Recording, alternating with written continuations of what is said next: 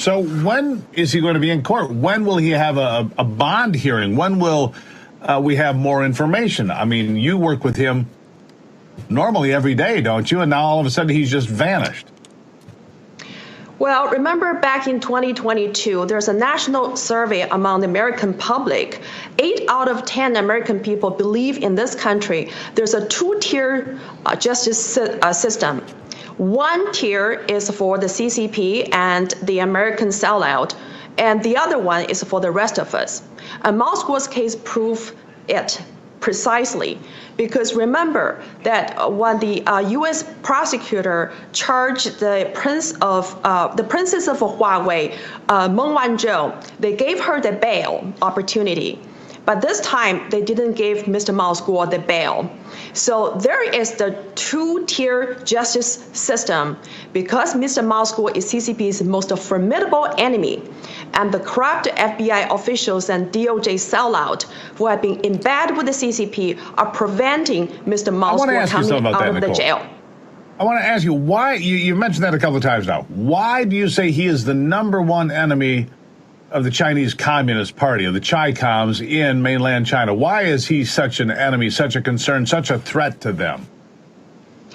Great question. Back in 2017, when Xi Jinping first met President Trump, the first question that he asked President Trump is, can you do me a favor? Can you remove Mr. Mao Guo from U.S. and return Mr. Mao Guo to China?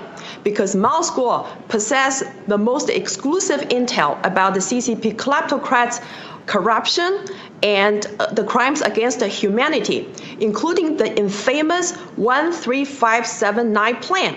1 stands for the one bioweapon. 3 means 3 years in the making of a deadly virus designed to take down the world economy and public health, later known as the COVID-19 or the CCP virus. And 5 means that this virus will be taking effect for 5 years and dragging down 7 countries, that is Five Eyes partnership plus India and Japan.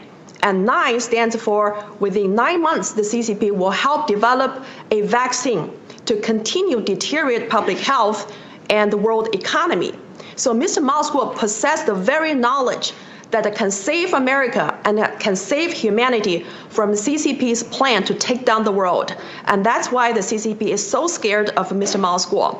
And also, in order to achieve the goal of returning Mr. Mao Guo back to China, the CCP entailed the help of a DOJ employee called George Higginbotham back in 2017. There's a formerly DOJ employee walked into the CCP's embassy in Washington, D.C. and met with the CCP ambassador Cui Tiankai and agreed to do CCP's dirty bidding inside the DOJ and trying to lobby the White House and the DOJ to return Mr. Mao Guo back to China. So, but so far, no extradition. No extradition at this point. He has been arrested. He's accused of fraud.